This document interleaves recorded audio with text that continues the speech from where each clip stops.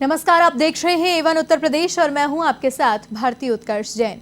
Bulletin की शुरुआत करेंगे इस वक्त की हेडलाइंस के साथ। राष्ट्रपति रामनाथ कोविंद का अयोध्या दौरा, रामायण कॉन्क्लेव का किया उद्घाटन। कॉन्क्लेव के बाद परिवार सहित हनुमानगढ़ी और रामलला के भी किए दर्शन। सीएम योगी रहे उपस्थित।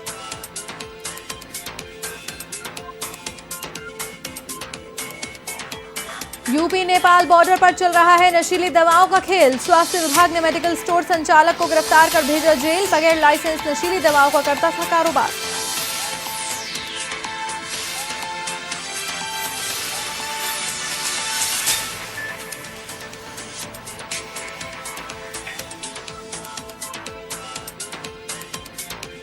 पीलीभीत में मामूली सी बात में हुए विवाद से दो सगे भाइयों में खूनी संघर्ष। छोटे भाई ने ली बड़े भाई की जान, पत्नी और बच्चे भी घायल। संभल में जमीनी विवाद में दो पक्षों में चले लाठी भाटी, 5 महिलाएं घायल।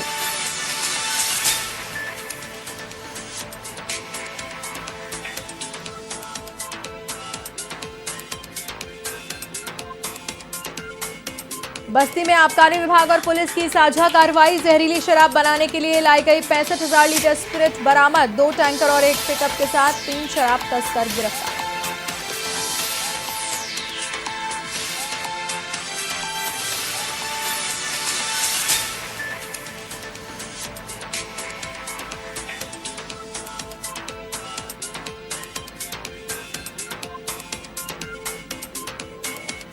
यूपी के बाराबंकी में बदमाशों का आतंक। 3 बदमाशों ने लूट के इरादे से सराफा व्यापारी 2 भाइयों पर बोला हमला। करीब 50,000 की नकदी और जेवरात लूटकर हुए फरार।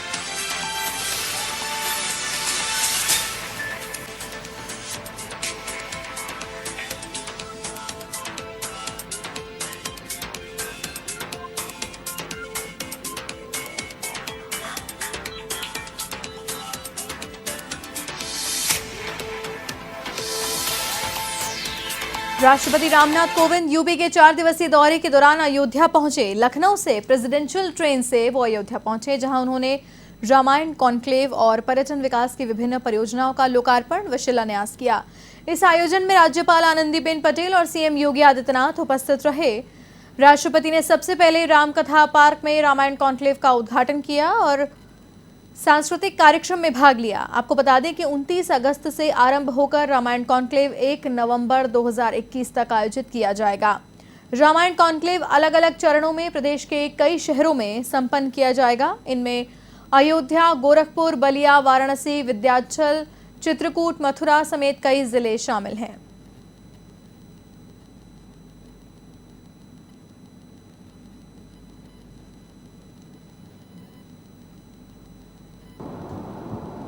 आप सबके बीच अयोध्या में इस रामकथा पार्क में आकर मुझे बेहद प्रसन्नता हो रही।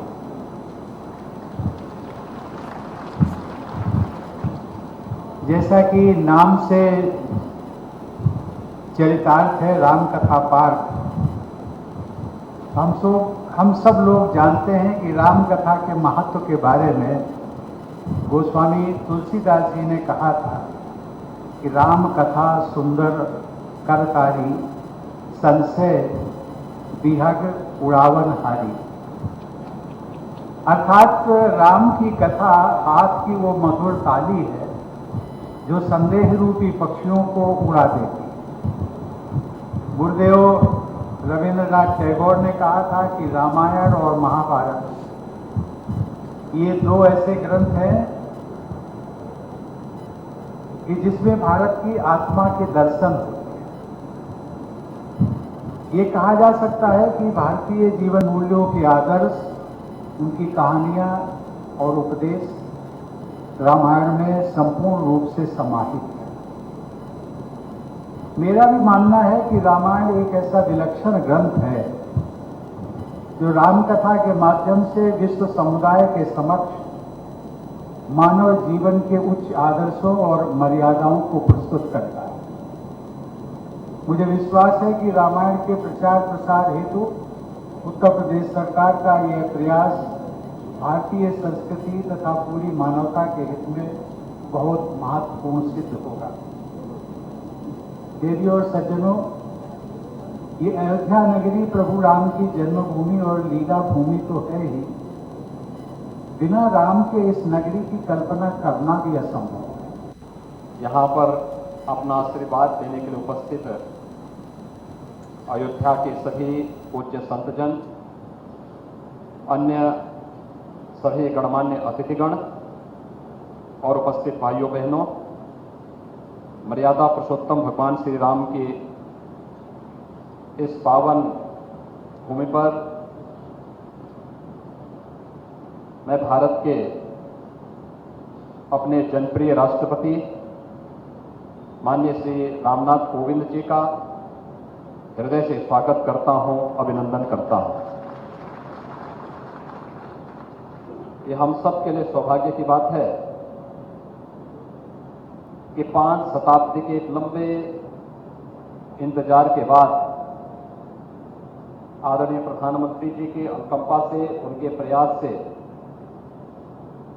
अयोध्या में 5 अगस्त 2020 को मर्यादा पुरुषोत्तम भगवान श्री राम के भव्य मंदिर के निर्माण का कार्य शुभारंभ हो चुका है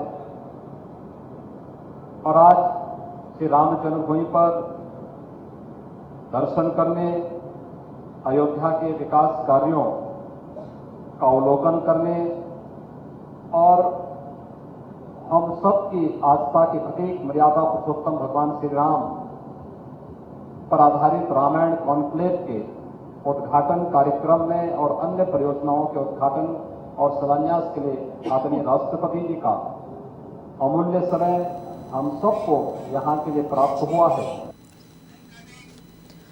रामायण कॉन्क्लेव में शामिल होने के बाद राष्ट्रपति रामनाथ कोविंद ने पत्नी सहित रामलला और हनुमानगढ़ी के दर्शन किए और उसके बाद लखनऊ के लिए रवाना हो गए। इस दौरान यूपी सीएम योगी आदित्यनाथ भी उपस्थित रहे।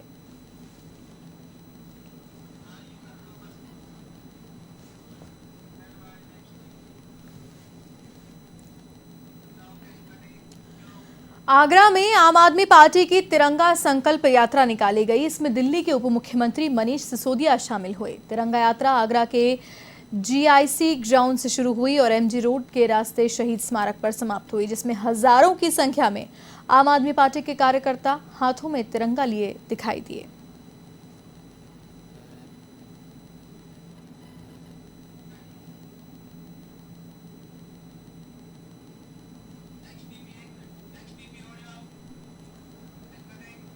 उत्तर प्रदेश में अगले साल विधानसभा चुनाव होने हैं और इससे पहले सपा और बसपा ब्राह्मणों को अपने पाले में लेने के लिए हर संभव कोशिश कर रहे हैं।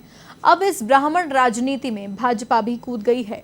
भाजपा के नेता आगामी विधानसभा चुनाव के मद्देनजर विद्वत समाज सम्मेलन और अभिनंदन कार्यक्रमों के जरिए ब्राह्मण समाज को साधने की कोशिश में हैं और इसी के तहत लखनऊ सहकारिता भवन में विद्वत सम्मेलन और अभिनंदन समारोह का आयोजन किया गया। इस कार्यक्रम में राजस्थान के राज्यपाल कलराज मिश्र, केंद्रीय मंत्री महेंद्र नाथ पांडेय और अजय मिश्रा टेनी समेत भाजपा के कई नेता शामिल होंगे। तो वहीं विद्वत समाज सम्मेलन में भारतीय संस्कृति एवं समाज के उत्थान में विद्वत जनों की भूमिका विषय पर चर्चा होगी। साथ ही कार्यक्रम में ब्राह्मण समाज के लोगों का सम्मान भी किया जाएगा।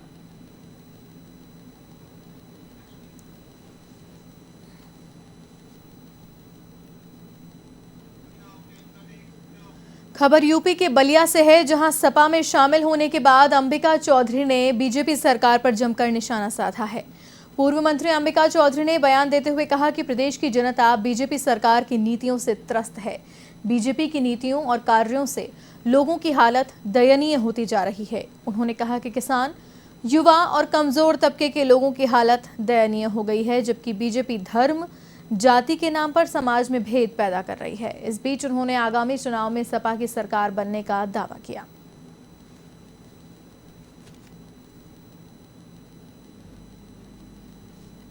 उसके सभी वर्ग भारतीय जनता पार्टी की नीतियों से, कार्यप्रणाली से, उसके झूठे वादों से बहुत दुखी हैं।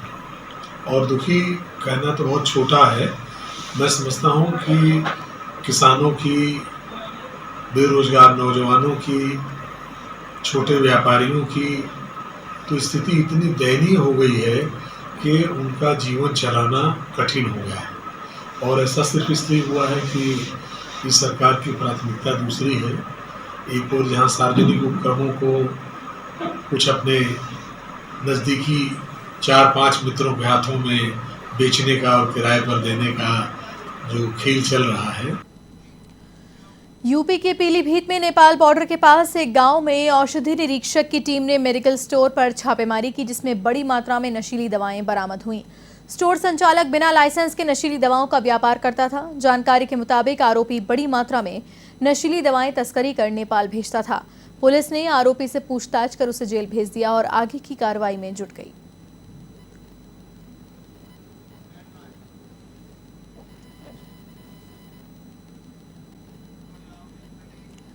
यूपी के संभल के थाना रजपुरा क्षेत्र में जमीनी विवाद को लेकर दो पक्षों में हुई खूनी संघर्ष में 5 महिलाओं सहित आधा दर्जन से ज्यादा लोग घायल हुए हैं, जिन्हें परिजनों ने नजदीकी अस्पताल में भर्ती कराया है।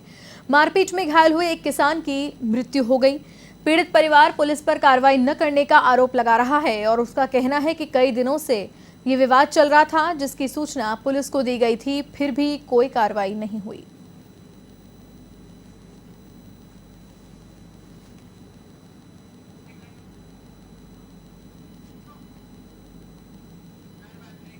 मुंबई के धारावी में एक घर में फटा सिलेंडर फटने से 14 लोग घायलों को सायन अस्पताल में कराया गया भर्ती।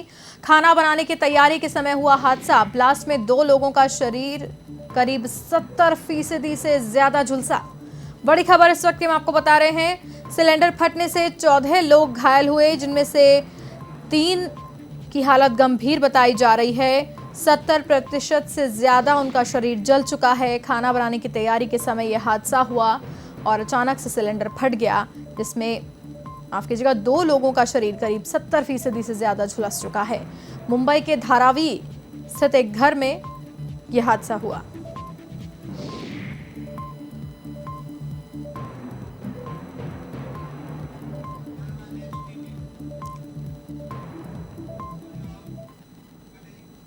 यूपी के बाराबंकी में बदमाशों का आतंक थमने का नाम नहीं ले रहा है और इसी कड़ी में एक बार फिर से घात लगाए 3 बदमाशों ने लूट के इरादे से सराफा व्यापारी 2 भाइयों पर धावा बोल दिया। इस दौरान विरोध करने पर बदमाशों ने फायरिंग की, जिसमें दोनों भाई घायल हो गए। बदमाश करीब 50,000 की नकदी और जेवरात लूटकर फरार हो गए। इधर घटना की सूचना पाकर पहुंची पुलिस ने घायलों को अस्पताल पहुंचाया, जहां से एक को जिला अस्पताल रेफर किया गया है।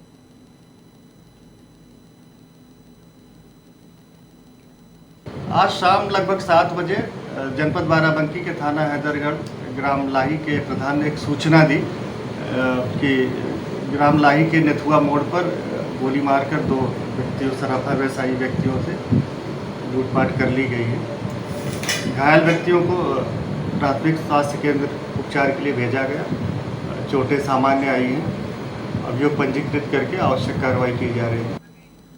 यूपी के बस्ती में आबकारी विभाग और पुलिस की टीम ने संयुक्त कार्रवाई कर जहरीली शराब बनाने के लिए लाई गई 65,000 लीटर स्पिरिट बरामद की है। इस दौरान 2 टैंकर और 1 पिकअप को जब्त कर 3 तस्करों को गिरफ्तार किया गया है। बरामद स्पिरिट की अनुमानित कीमत करीब 65 लाख रुपए बताई जा रही है। फिलहाल पुलिस आगे की कार्रवाई में जुट गई है।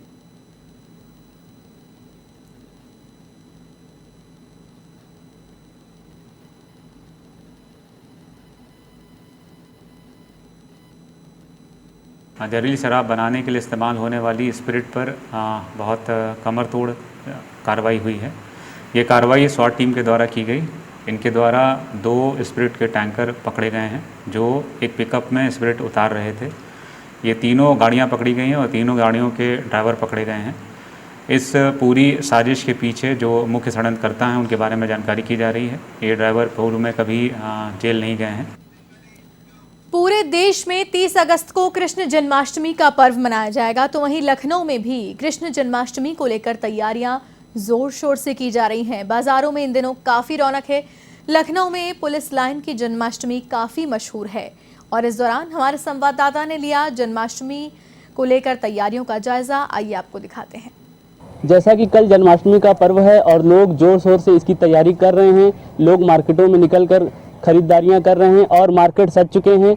और जैसा कि लखनऊ की सबसे मशहूर पुलिस लाइन की जन्माष्टमी मानी जाती है और मैं मौजूद हूं आज पुलिस लाइन में। जैसा कि मेरे पीछे आप देख रहे हैं, जन्माष्टमी के लिए कितना विशाल पंडाल लगा हुआ है और यहाँ पे कल आयोजित होने वाले कार्यक्रम जिसकी तैयारियां बच्चे ज़ोर शोर से कर रहे हैं। और इसी के साथ इसके बगल में इस पंडाल को और ही खूबसूरत, इसको भव्य बनाने के लिए उसकी तैयारियां हो रही हैं।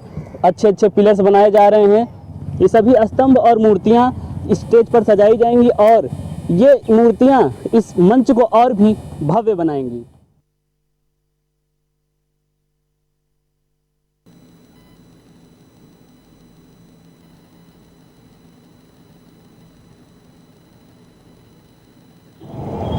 कल पूरे देश में कृष्ण जन्माष्टमी मनाई जाएगी और लोग जोर शोर से लग गए हैं कृष्ण जी का जन्म दिवस मनाने के लिए। जैसा कि आप मेरे पीछे देख रहे हैं, लोग बहुत ही उत्साह के साथ लॉकडाउन खुलने के बाद कृष्ण जी का जन्माष्टमी मनाने के लिए आ रहे हैं और खरीदारी कर रहे हैं। इसके साथ मैं निखिल सिंह, वीडियो जर्नलिस्ट सगुन रघुवंशी के साथ A1 टीवी लखनऊ। यूपी के वाराणसी स्थित इस्कॉन मंदिर में श्री कृष्ण जन्माष्टमी उत्सव की सभी तैयारियां पूरी हो चुकी हैं। ऐसे में कोरोना गाइडलाइंस की पालना करते हुए जन्माष्टमी महोत्सव पर दर्शनों के लिए विशेष व्यवस्थाएं की गई हैं और इस बीच वाराणसी में भी मथुरा जैसा ही नजारा देखने को मिल रहा है। इस्कॉन मंदिर में बाल गोपाल को खीर से स्नान कराया गया, झूला झुलाया गया। साथ ही महिलाएं गोपी बनकर बाल गोपाल का जन्मोत्सव मनाती हुई नजर आई।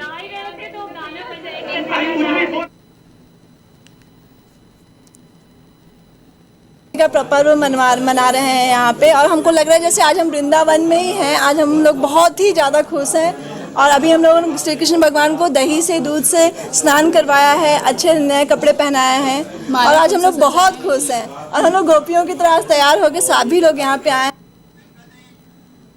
और इसी के साथ इस बुलेटिन में फिलहाल के लिए इतना ही। देश और दुनिया की तमाम बड़ी खबरों के लिए आप देखते रहिए A1 टीवी। नमस्कार।